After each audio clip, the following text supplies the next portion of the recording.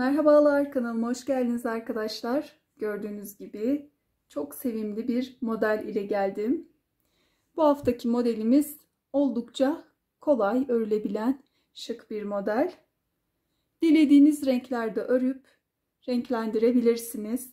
Arta kalan yünlerinizi kullanabilirsiniz. Sadece aynı kalınlıkta olmasına dikkat edin. Modelimizin sayıları 1 yaşa uygun.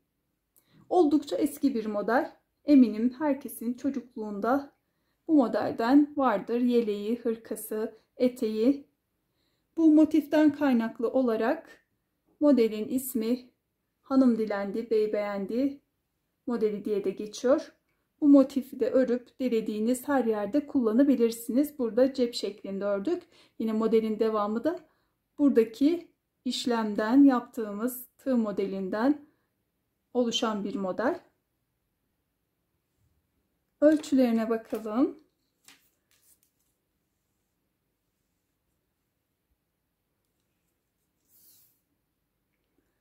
Boy 33 santim. En 28 santim. Kol boyuna bakalım. Şöyle bir yakadan bakıyorum. 32. Kol altından 19. Genişliği ise 10 santim. Şöyle robanın genişliğine bir de bakalım. Robanın genişliği de 28 santim. Roba boyu da 16. Yaka genişliği de 14 santim. Ölçüler de bu şekilde arkadaşlar. Modelimizin arkası. Bu güzelliğin yapımına geçmeden önce videomu beğenip kanalıma abone olmayı unutmayın arkadaşlar.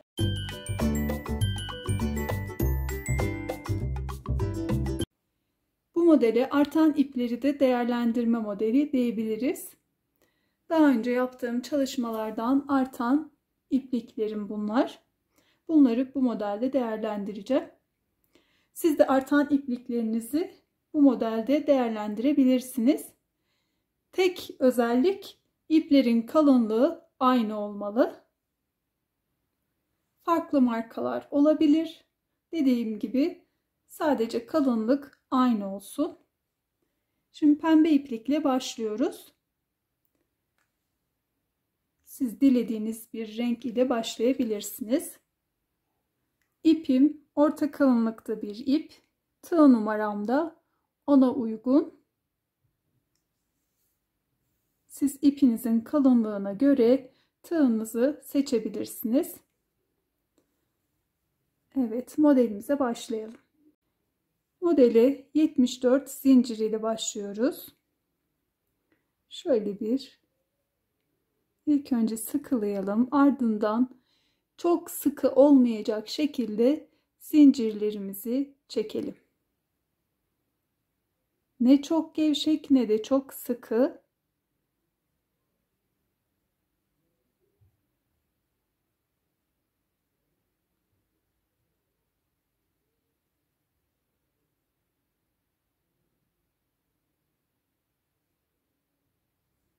...74 zincir çektim. Şimdi zincirlerin üzerine birer tane sık iğne yapıyoruz bu sırada. Dilerseniz tekli trabzan da yapabilirsiniz. Başlayalım. Hemen ilk yuvaya batıyorum. Bir sık iğne yapıyorum sırayla. Her yuvaya birer sık iğne yapıyoruz.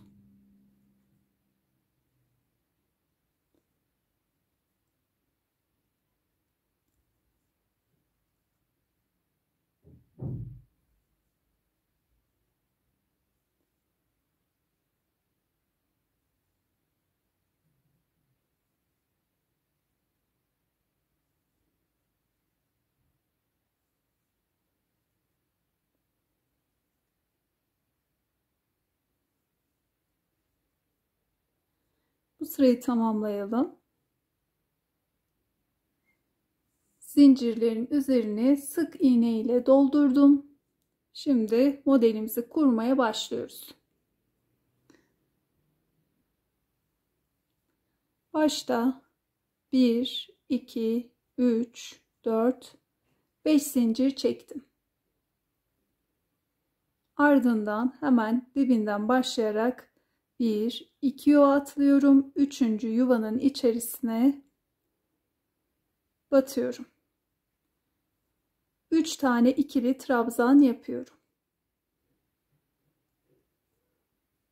1, 2,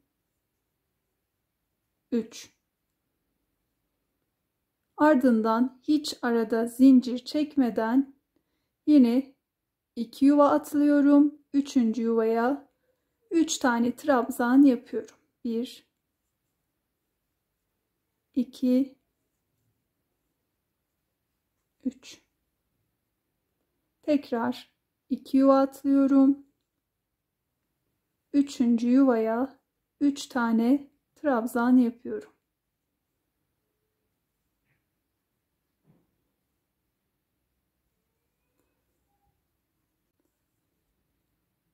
Şöyle bakalım. 1, 2, 3 tane kutucuk yaptık. Şimdi artırma kısmına geldik. Yine zincir çekmeden 2 yuva atlıyorum. 3. yuva içerisine 3 tane trabzan yapıyorum.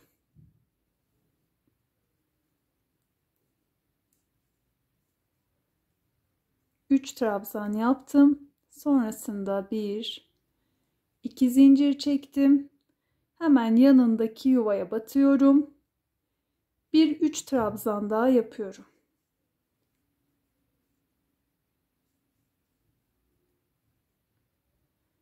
Evet, bu şekilde bir köşe oluşturduk.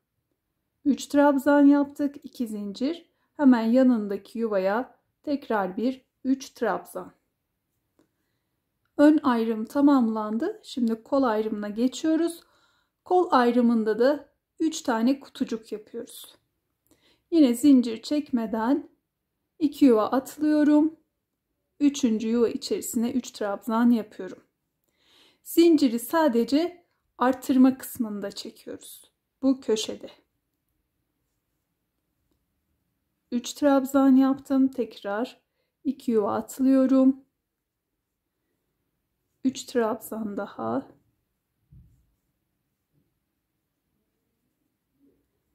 Yine 2 yuva atladım. 3. kutucuğu yapıyorum.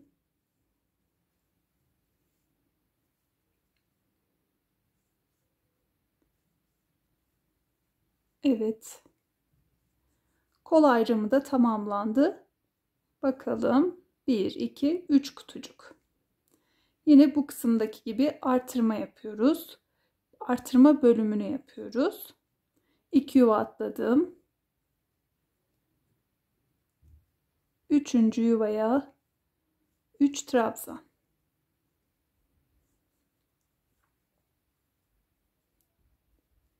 2 zincir. Tekrar hemen yanındaki yuvaya batarak 3 trabzan yapıyorum.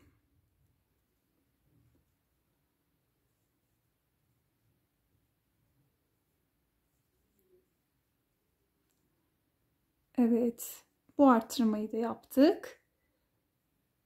Kol ayrımı da tamamlandı. Arka ayrıma geçiyoruz. Arka ayrımda da 7 kutucuk yapıyoruz. 2 yuva atlayarak 3. yuvaya 3'er trabzan yaparak ilerleyelim.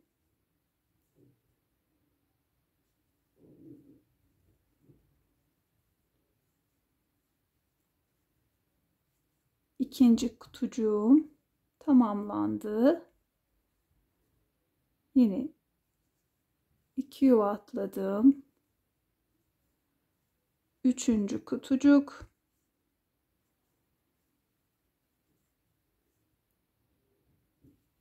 İki yuva atladım. 4. Yine 2 yuva atlıyorum. 5.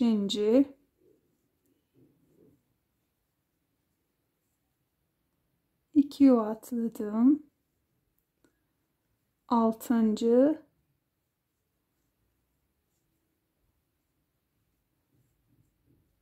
Ve son olarak 2 yuva atlıyorum. 7. kutucuğu yaptım. Şöyle bir sayalım. 1, 2, 3, 4, 5, 6, 7. Artırma kısmından hariç 7 kutucuk yaptık arka ayrımı. Artırma kısmını yapıyoruz. Yine 2 yuva atladım. 3. yuvaya batıyorum.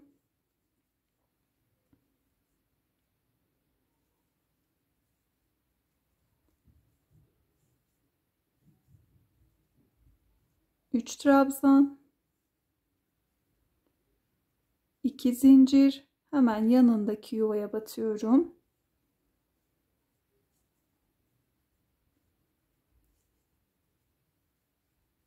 3 trabzan yaptım. Kol ayrımına geçiyorum. Kol ayrımında da 3 kutucuğumuz vardı. Yine 2 yuva atlıyorum.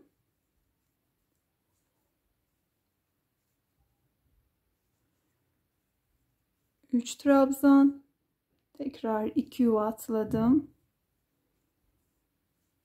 3. yuvaya 3 trabzan yapıyorum.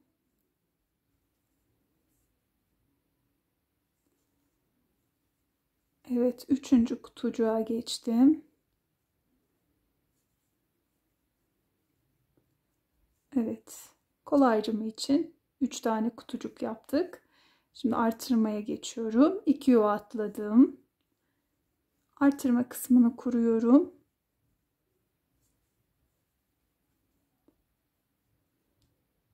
Üç trabzan, 2 zincir.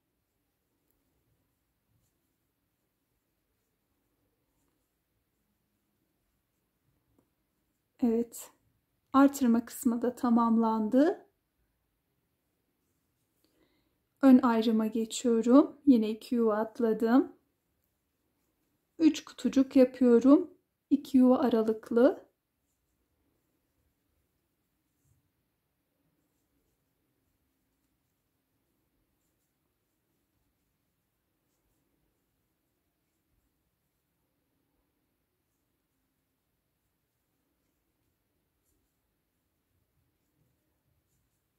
Evet. Sona geldik. 2 yuva atlıyoruz. En köşedeki yuva içerisine bir tane trabzan yapıyoruz. Şu şekilde. Evet. Burada da bir boşluk oluştu. Ve sıramız tamamlandı. Ayrımlarımız kuruldu. Bu şekilde. İkinci sıraya geçiyoruz. Her sırada artırmalarımıza devam ediyoruz. Şimdi 3 zincir çektim. Örgümü çevirdim. Ve oluşturmuş olduğumuz sıra sonundaki bu yuva içerisine 3 tane trabzan yapıyorum.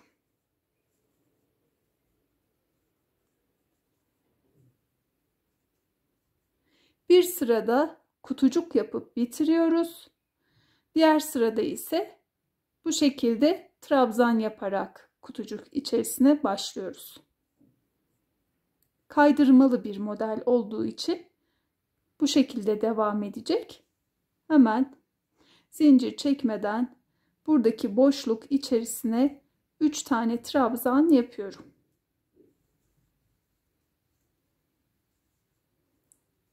Bir önceki sıranın aynısını uyguluyoruz. Modelimizin devamı hep bu şekilde ilerliyor.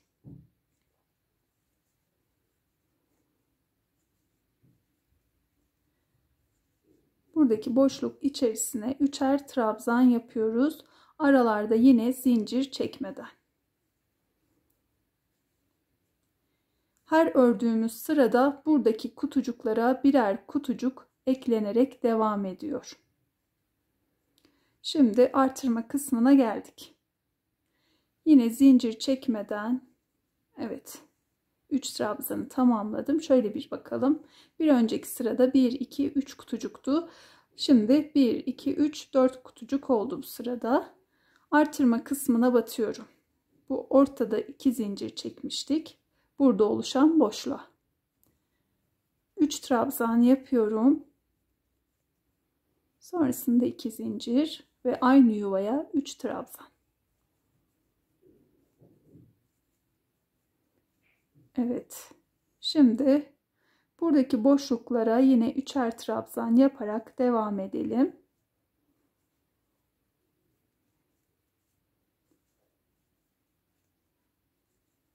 Kol ayrımındaki kısmı örüyoruz. Aralarda zincir çekmeden oluşan boşluklara batarak 3'er trabzan yapıyoruz.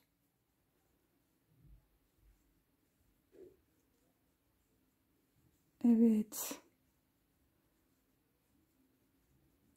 Şimdi bu kısmı da sayalım bakalım.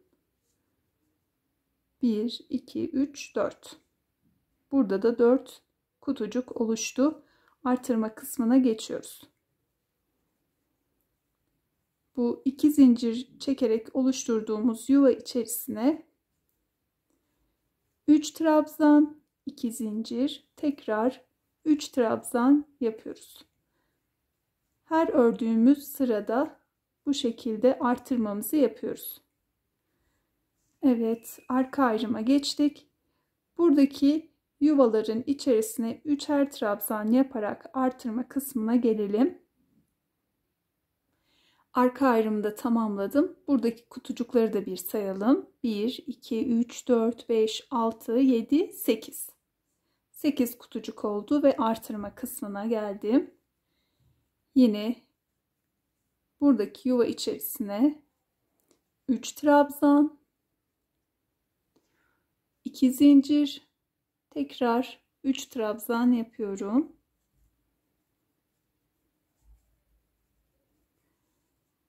Kol ayrımındaki oluşan yuvaların içerisine 4 kutucuk yapıyorum.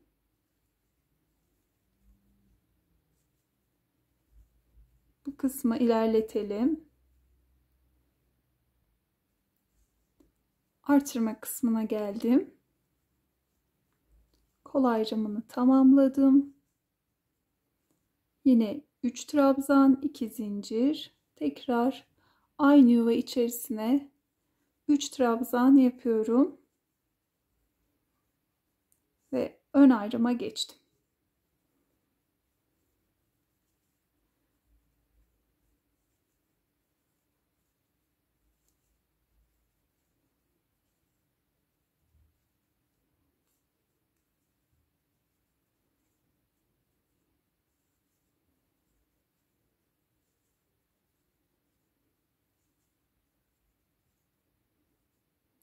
Ve bu başta ilk sırayı ördüğümüzde zincir çekerek başlamıştık. Bu kısmında içerisine oluşan yuvanın içerisine 3 tane trabzan yapıyoruz. Ve bu kenar kısma da 1, 2, 3. zincire batarak bir trabzan yapıyoruz. Bunu da kenar kısmının hattı düzgün olsun diye yapıyoruz. Tekrar 3, 4, 5 zincir çektim, örgümü çevirdim. Bu sırada trabzan yaparak tamamladık. Bir sonraki sırada zincir çekerek başlıyoruz. Tıpkı ilk başta yaptığımız gibi. Trabzanla başladık. Trabzanla bitirdik. Şimdi zincir çekip yuva oluşturarak başlıyoruz. Aynı şekilde uç kısmı da yuva yaparak tamamlayacağız. 5 zincir çektim ve hemen bu aradaki yuva içerisine 3 trabzan yapıyorum. Sonrasında hemen diğer yuvaya atladım.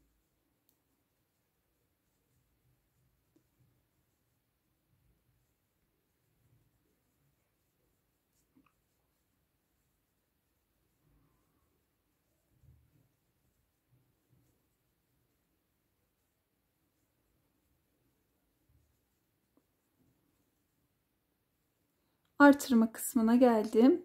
Yine artırmamı aynı şekilde yapıyorum. Yuva içerisine 3 trabzan, 2 zincir, 3 trabzan şeklinde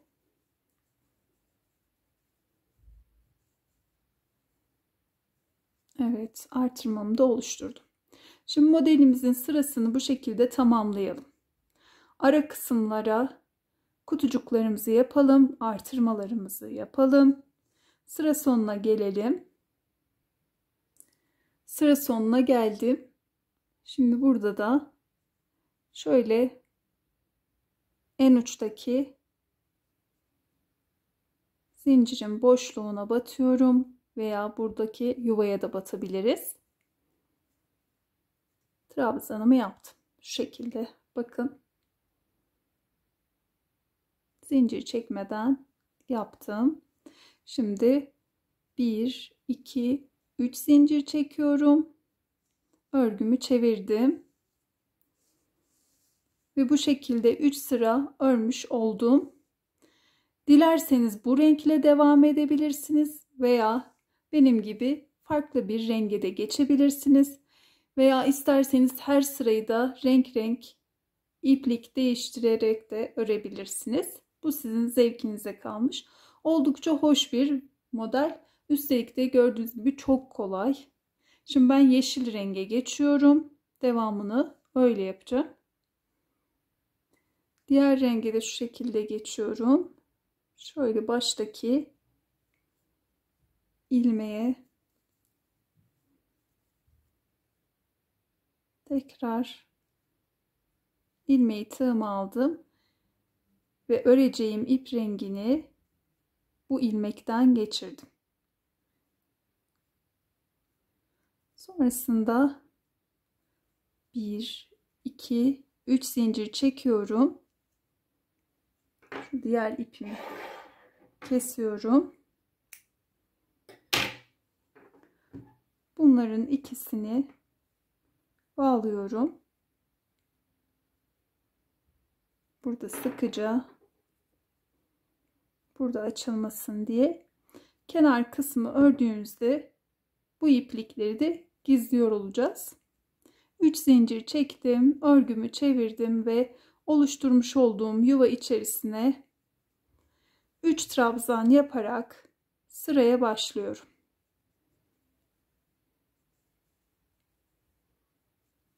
Evet, aynı şekilde devam ettiriyorum. Robamızı büyütelim. Ben şimdi 3 sırada bu renkle örüp ardından beyaz renge geçiyorum. Onunla da bir 3 sıra öreceğim. Yeterli büyüklüğe ulaştığında robamızı tamamlayacağız. Roba kısmını ilerlettim. 3 sıra pembe iple örmüştüm. Ardından yine bir 3 sırada yeşil iple, sonrasında da 3 sıra beyaz iple ördüm. Son olarak da 2 sıra yine pembe iple örüp robayı tamamladım. Toplamda 11 sıra örmüş oldum. Şöyle bir ön ayrımdaki kutucuk sayısına da bakalım. 1, 2, 3, 4, 5, 6, 7, 8. 8 kutucuğumuz oluşmuş. Bu şekilde robamız tamamlandı. Bu modeli yelek şeklinde örmek isteyen arkadaşlar için şöyle bir kısaca anlatmak istiyorum. Öreceğimiz bu sırada ön ayrımı örüp gelelim. Sadece kol ayrımındaki bu kısmı 3 zincir çekerek bir yuva aralıklı birer sık iğne batarak bu kısımda bir sıra güzel bir tırtık modeli oluşturalım. Sadece kol ayrımında yapıyoruz bunu. Sonrasında arka ayrımı örelim. Yine diğer kolu da aynı şekilde. Ön ayrımı da örüp bu sırayı tamamlayalım. Diğer sıraya geçtiğimizde ise yine ön ayrımı örerek gelelim bu kısma. Sonrasında iki ucu bu şekilde birleştirelim. Şimdi ben hırka şeklinde ördüğüm için kolları örüp sonra beden kısmına geçeceğim. Kol altını yani kolları ördükten sonra birleştireceğim. Yelek şeklinde ören arkadaşlar bu kısma atlayıp direkt beden kısmının birleştirmesine geçip oradan devam edebilir videoya. Ardından da beden kısmını örüp yelek modelini tamamlayabilir. Şimdi biz modelimize devam edelim. Evet. Şöyle bir bakıyorum. Ön yüzdeyim. Burada ilk sıra ördüğümüz sık iğne sırasına bakarak bunu belirliyorum. Burayı ön yüz sayarak buradan başlıyorum. Şimdi ilk önce artırma kısmına gelelim. Evet, artırma kısmına geldim. Şimdi yine burada artırma modelini uyguluyorum.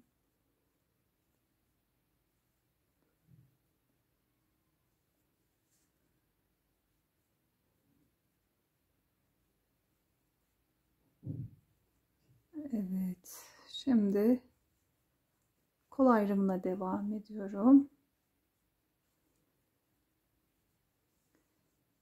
Kol ayrımındaki bu kısmı örelim artırmaya kadar. Evet, kol ayrımını ördüm. Şimdi burada da birkaç kutucuğumuz var, sayalım.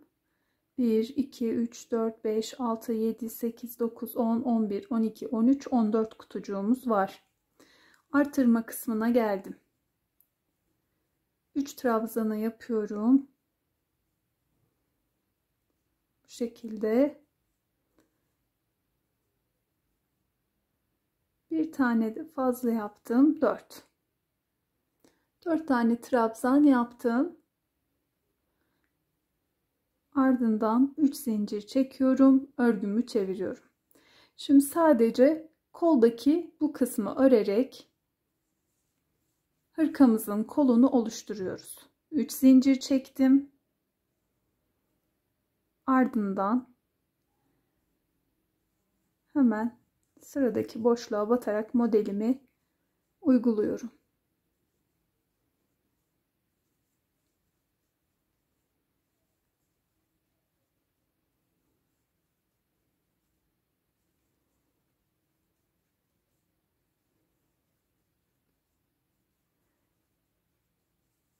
Bu kısma kadar gelelim. Artırma kısmına geldim.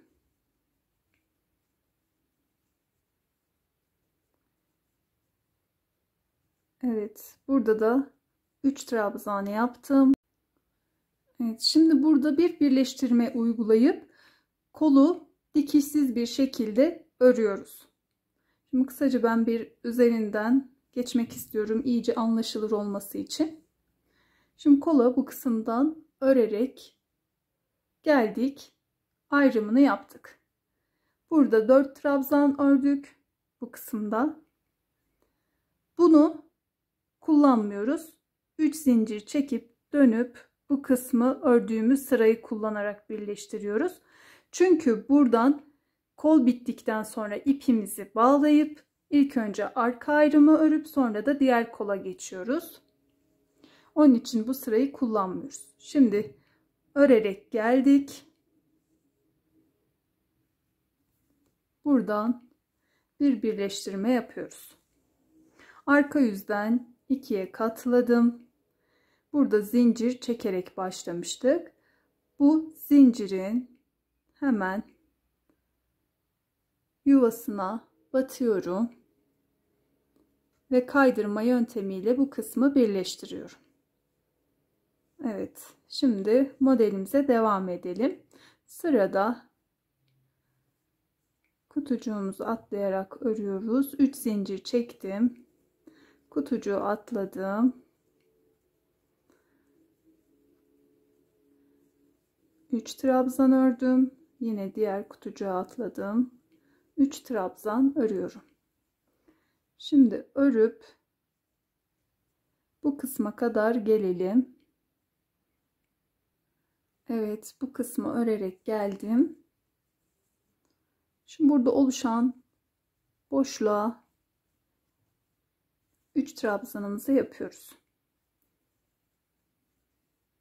Sonrasında sıra başında 3 zincir ile başlamıştık. Bu kısma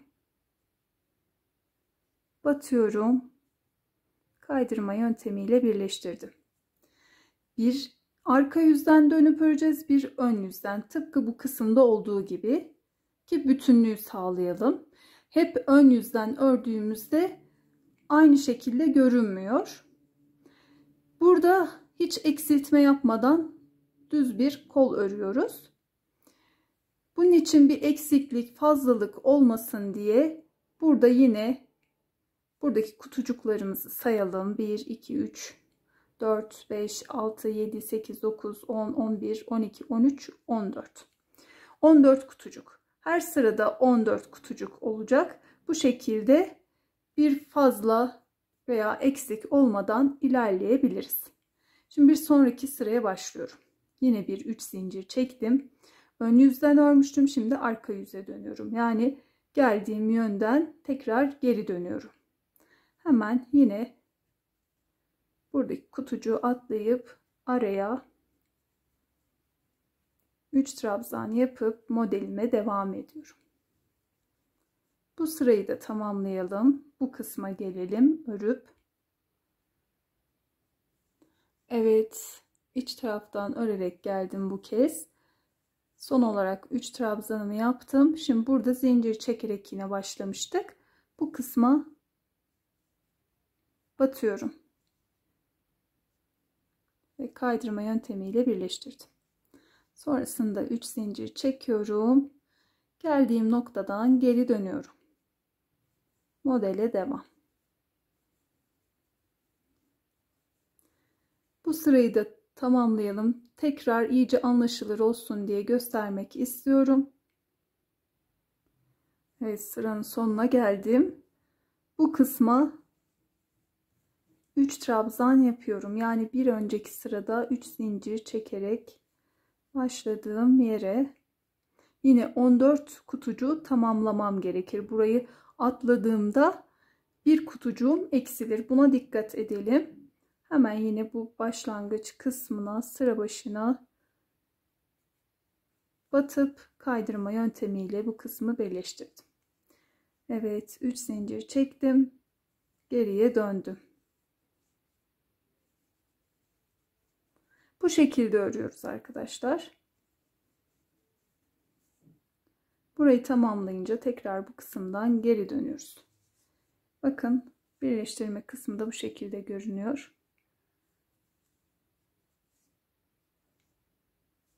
Devam edelim, ilerletelim. Bu arada ben tek renk ile devam ediyorum. Siz dilerseniz ip rengini değiştire de ilerleyebilirsiniz. Kol kısmını ilerlettim. Birleştirmeden sonra 20 sıra boyunca ördüm. Şimdi kol ucunda bir model sırası yapacağız. Bir sıradan oluşan. Ardından arka ayrımı örüp diğer kolu örmeye başlıyoruz.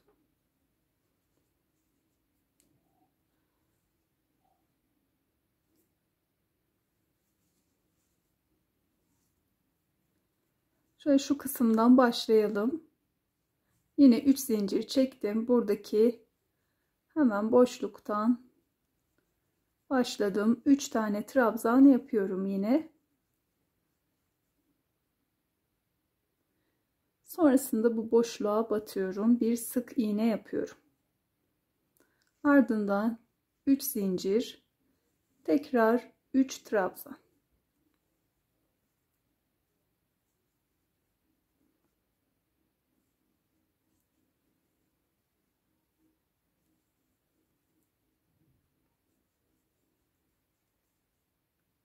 Üç trabzan yaptım. Yine boşluğa batarak bir sık iğne yapıyorum.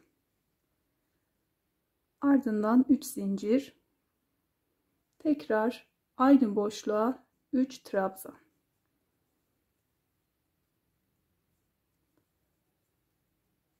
Evet. Diğer yuvaya geçtim. Bir sık iğne yaptım. Gördüğünüz gibi bu şekilde bir görüntü oluşuyor. Tekrarlayalım. 3 zincir, 3 trabzan,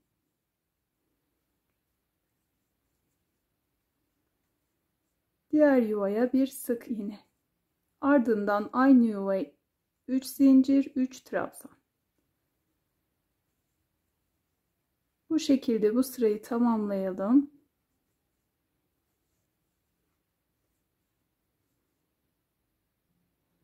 Sıranın sonuna geldim.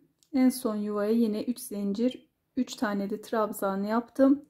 Başlangıç olan yuvaya bir sık iğne yapıp bu kısmı da tamamlamış oluyorum. Ardından ipimi kesip arka kısımda gizliyorum. Şöyle arkalardan tığımızı geçirelim. İpimizi alalım ve bu şekilde gizleyelim. Bunu birkaç kez daha tekrarlayalım. Çıkmasın diye fazla olan ipimizi de keselim. Evet, bu kısım tamamlandı. Şimdi kaldığım yerden devam ediyorum. En son gördüğünüz gibi bu yarım kalan sırayı örmüşüm. Şimdi buradan ipimi alıyorum ve örgüme devam ediyorum. Şöyle bir tane daha çektim. 3 zincir çektim ve aynı yuva içerisine 3 trabzan yapıyorum. Sonrasında hemen diğer yuvaya geçtim. Modelimi devam ettiriyorum.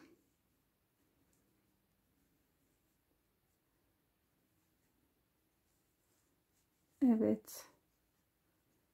Modelimize devam edelim. Diğer artırma kısmına gelelim. Artırma kısmına kadar geldim. Şimdi buradan devam ediyorum. İlk önce artırmayı yapıyorum. 3 trabzan, 2 zincir, 3 trabzan şeklinde ve kol ayrımındaki kısma devam ediyorum. Artırma kısmına kadar gelelim. Artırma kısmına geldim. Burada yarım yapıyoruz bu kısmı. 3 trabzanı yapalım ve buradan geri dönüyoruz. Artık sadece diğer tarafta yapmış olduğumuz gibi kolu örerek devam ediyoruz. 3 zincir çekiyorum, örgümü çeviriyorum. Hemen sıradaki yuvaya modelimi devam ettiriyorum.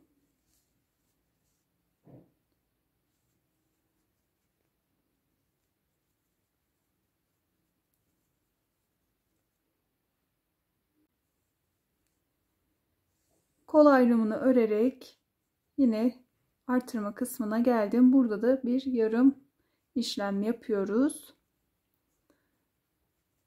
3 trabzan yaptım. Şimdi buradan birleştirme yaparak sadece kolu örüyoruz. Evet. Şöyle bir bakalım. Başta çekmiş olduğumuz zincirin tepesine batıyoruz ve kaydırma yöntemiyle birleştiriyoruz. Ardından 3 zincir, sonrasında çevirdim. Bu kez ön yüzden devam ediyorum.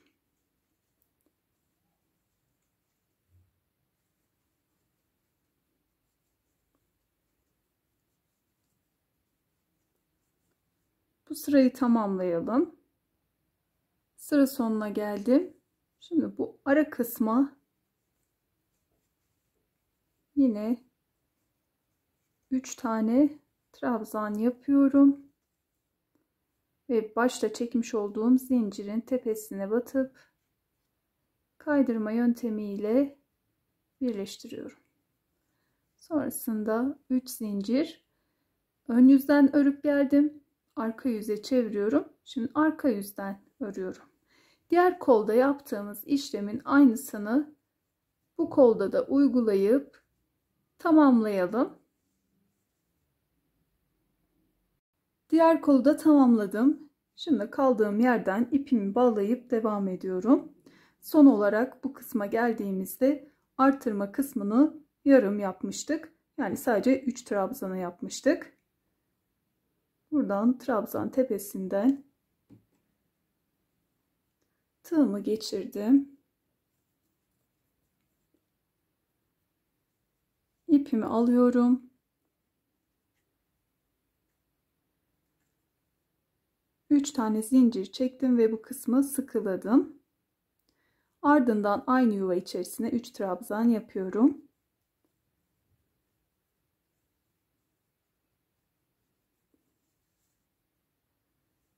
Sonrasında sıradaki yuvaya batarak modelime devam ediyorum.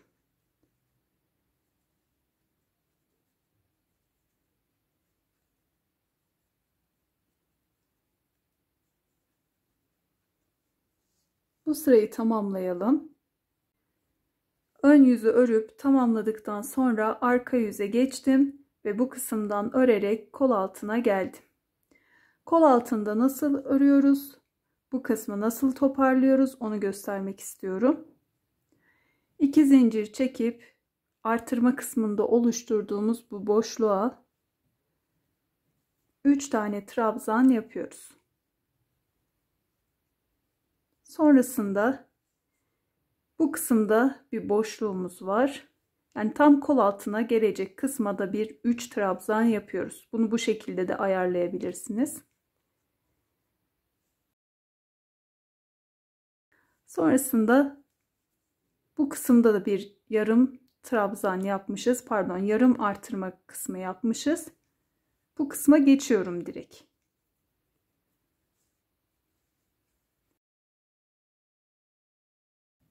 Aynı yuva içerisine 3 trabzan yaptım. Ve şimdi modele devam ediyorum.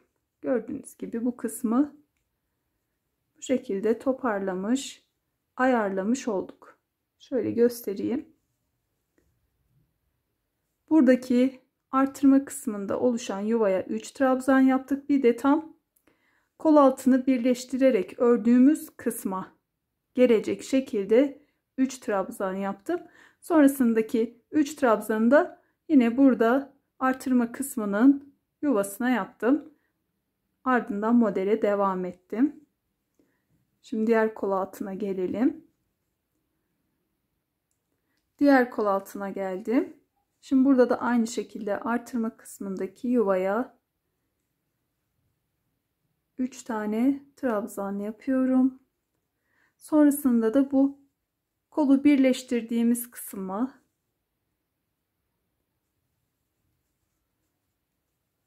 burada bir boşluğa 3 trabzan yapıyorum. Evet, diğer 3 trabzanda yine artırma yaptığımız kısımdaki yuvaya ve bu kol altı da tamamlandı. Modele devam ediyorum. Bu sırayı tamamlayalım. Bu sırada tamamlandı. Bu şekilde. Şimdi sadece beden kısmını örüp ilerletelim. Ben yine aynı koldaki gibi tek renk ile devam ediyorum. Bu kısmı da tamamlayalım. Beden kısmını da tamamladım. Kol altından itibaren toplamda 22 sıra örmüş olduğum beden kısmını. Şimdi kenar hattını öreceğiz. Sonrasında da cep kısmına geçiyoruz. Kenar kısmına buradan başlıyorum. Yakada bir işlem uygulamayacağım. Sadece sol ön kısımdan başlayarak kenar uygulamasını yapıyoruz.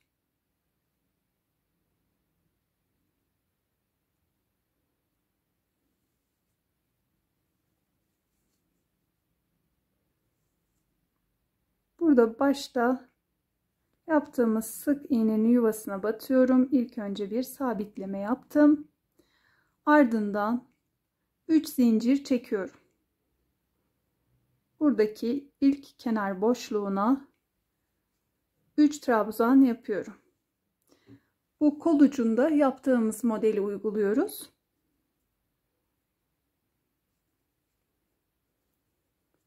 Örerken fazla iplerimizi de bu şekilde aralarda gizliyoruz. Şimdi bu kenar kısmı atlıyorum. Diğer bu boşluğa batıyorum. Evet. Tekrar bir 3 zincir ve 3 trabzan yapıyorum.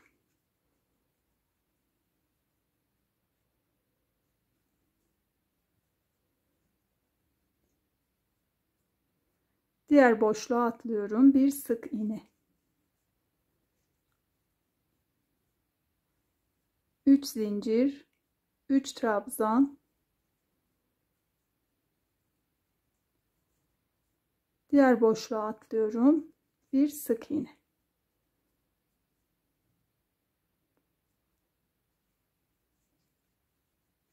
Aynı işlemleri tekrarlayarak uç kısma kadar gelelim. Evet, köşe kısma kadar geldim. Şimdi yine 3 zincir yapıyorum. 3 trabzan yaptım. Buradaki yuvaya bir sık iğne yaptım. Burada köşe olduğu için 2 tane bu modelden uyguluyoruz. 3 zincir, tekrar bu kısma 3 trabzan yapıyorum.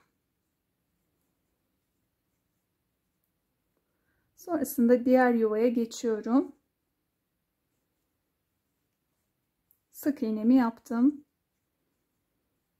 3 zincir, 3 trabzan şeklinde yine ilerliyorum.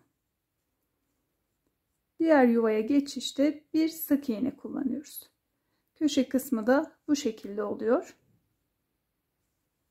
Şimdi burayı devam edelim. Tamamlayalım bu kısma kadar. Yine buradaki köşeye de aynı işlemi uygulayalım. Burada yaptığımız gibi. Buraya kadar örelim. Burada bir ilik çalışmamız olacak. Yaka ucuna kadar geldim. Buradaki boşluğa sık iğne yapıyoruz. 3 tane sık iğne yaptım. Bir öncekini bu kısmı tamamlarken yaptım. Şimdi 1, 2, 3, 4, 5, 6 zincir çektim. Şöyle bir şey yapalım. Şu en uçtaki sık iğne yuvasına batıyorum. Ve ilmeğimi alıyorum. Bir zincir ile sabitledim. Şimdi buradaki zinciri buraya dikeceğimiz düğme boyutunda yapabiliriz. Büyük bir düğme kullanacaksak ona göre fazla zincir çekelim. Şimdi içerisini sık iğne ile dolduruyorum.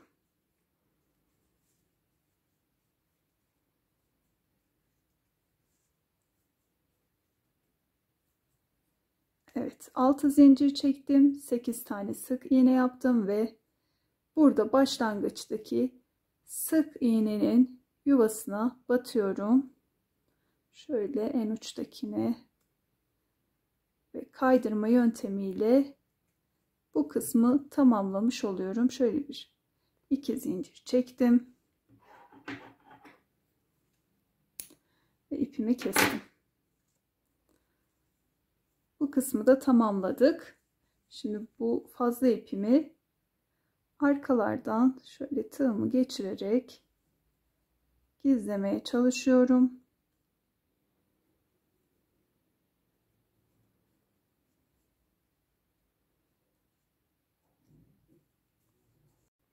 Hırkanın kenarları tamamlandı. Şimdi cep kısmına geçiyoruz. Cep kısmımız motiflerden oluşuyor. Bu eski bir model. Hırka da aynı şekilde. Hanım dilendi, bey beğendi diye geçiyor bu modelin ismi. Bu şekilde ceplerimizi bu modelden yapıyoruz. Şimdi bir cep daha yapacağız. Bunu da birlikte örelim. Nasıl yapıldığına bakalım. Orta kısmı pembe ile ördüm. Siz hangi renklerde uyguluyorsanız o renklerde yapabilirsiniz. Tek renkte uygulayabilirsiniz. Şimdi burada ben 2 son olarak da bir sıra ördüm. Buraların her sırasını ayrı ayrı renkler ile de örebilirsiniz. Zevkinize kalmış. Şimdi başlayalım modelimize. 1, 2, 3, 4, 5, 6 zincir çektim ve baştaki zincirin yuvasına batıyorum ve kaydırma yöntemiyle bir halka oluşturuyorum. Bu şekilde bir halka yaptım. 3 zincir çekiyorum. Yuvanın içerisine 2 tane trabzan yapıyorum. Bu başta çekmiş olduğumuz 3 zinciri de bir trabzan sayıyoruz. Sonrasında 2 zincir çekiyorum. Tekrar 3 trabzan.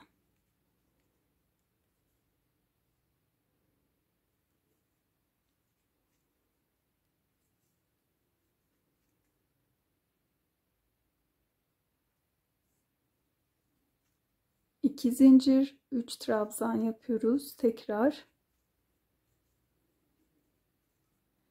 Tekrar 2 zincir, 3 trabzan. Evet, 1 2 3 4. 2 zincir çekiyorum ve baştaki zincirin yuvasına batıp kaydırma yöntemiyle birleştirdim. Şöyle 1 2 3 4 tane yuvamız oluştu. İkinci sıraya geçiyoruz. 3 zincir çektim ve hemen sıradaki yuvaya atlıyorum bu şekilde. İçerisine 3 trabzan yapıyorum. Ardından 2 zincir, tekrar yuva içerisine 3 trabzan.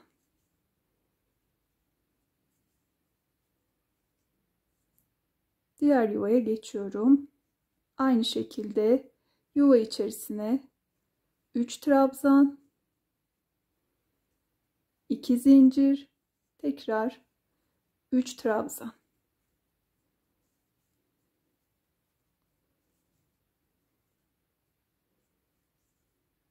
Bu iki yuvaya da aynı işlemi uygulayalım.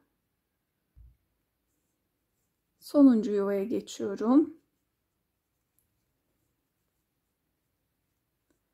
3 trabzan ördüm. 2 zincir çekiyorum. Ve 2 trabzan yapıyorum bu kez. Buradaki zinciri de kullanıyorum.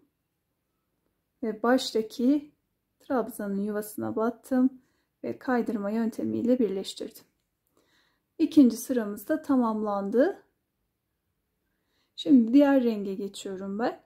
Burada ipimi kesiyorum. Evet, diğer renge geçtim. Bu kez bu köşe kısımdan başlıyorum. İpimi sabitliyorum öncelikle bir zincir ile. Sonrasında köşe kısma battım. Bir sık iğne yaptım. Ardından 3 zincir ve yine yuva içerisine 3 trabzan yapıyoruz. Baştaki zinciri saydığımız için 2 trabzan yaptım. 2 zincir, 3 trabzan.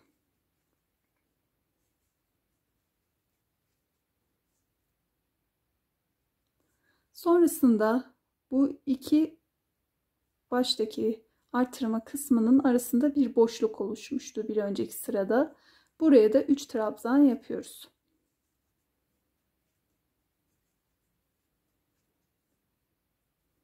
Ve direkt yine köşe kısma geçiyoruz. Köşeler hep aynı ilerliyor. 3 trabzan, 2 zincir, 3 trabzan şeklinde.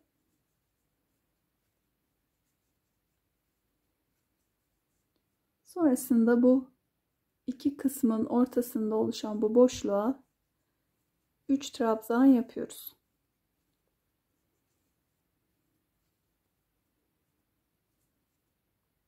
Devam edelim bu şekilde. Sıra sonuna geldim. Son olarak bu ara kısımdaki 3 trabzanı yaptım ve başlangıç kısmına batıyorum. Kaydırma yöntemiyle bu kısmı da birleştirmiş oluyorum. Şimdi buradan 3 zincir çekiyorum. Direkt köşe kısma yaptığımız işlemi uyguluyorum. 3 trabzan, 2 zincir, 3 trabzan.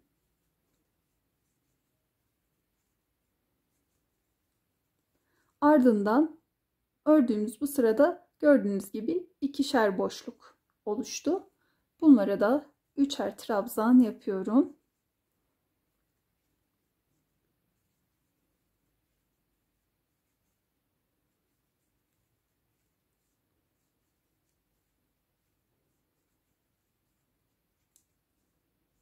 Köşe kısma geçiyorum.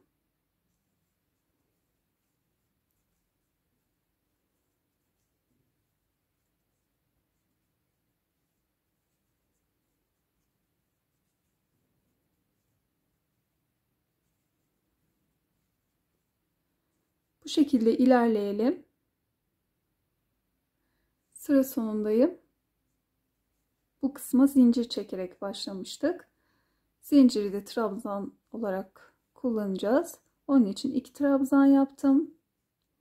Ve buradaki baştaki trabzanın yuvasına battım ve birleştirdim. Bu kısım da tamamlandı. Şimdi kenar kısmına geçiyoruz. Kenar kısmı ben beyaz ile ördüm. Onun için ipimi kesiyorum.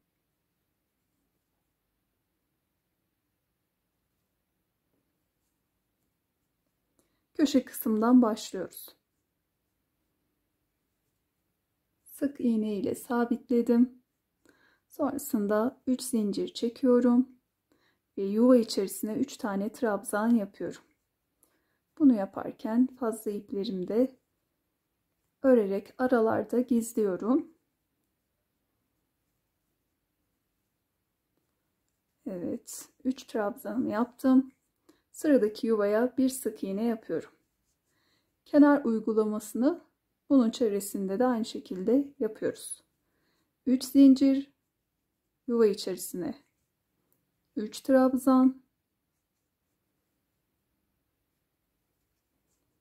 diğer yuvaya geçiyorum, bir sık iğne, tekrar 3 zincir,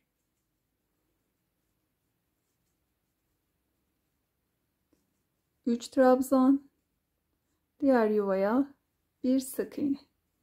Aynı işlemi uygulayarak devam edelim. Köşe kısımda aynı tek oluyor bu motifte. Şöyle göstereyim.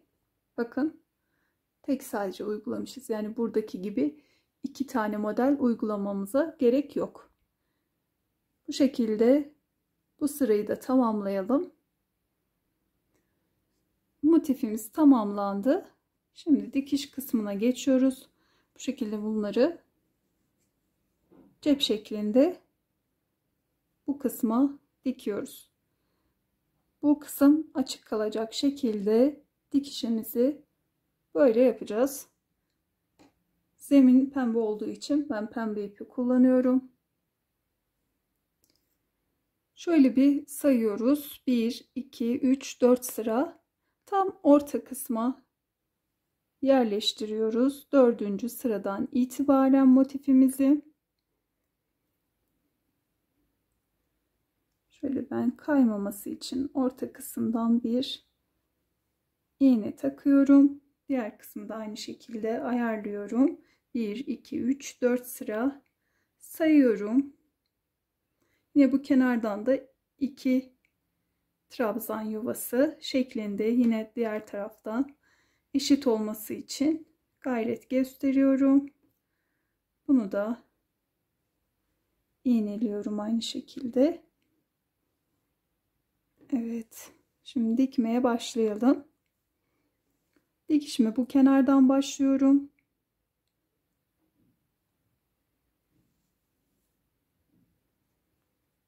Şöyle ilk önce arka kısımdan ön yüze geçiyorum. Sonrasında hemen dibinden battım. Ve yine aynı yerden batıyorum. Ön yüze pembe ipi çıkarmamaya çalışıyorum. Aralardan geçiyorum.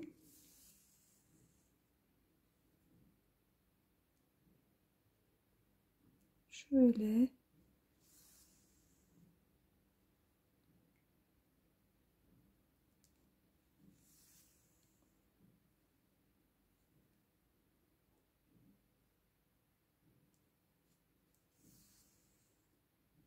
Bakın hiç pembe ip görünmüyor.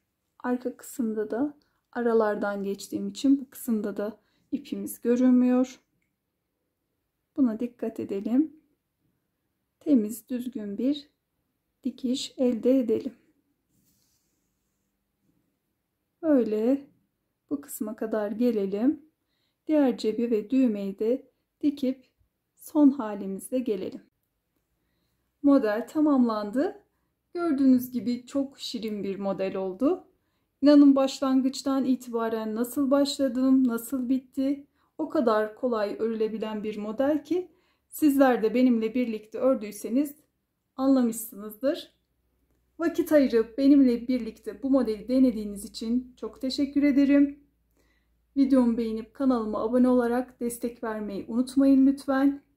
Yeni videolarımdan haberdar olmak için de bildirim zilini açın. Bir sonraki modelde görüşene dek sevgiyle kalın.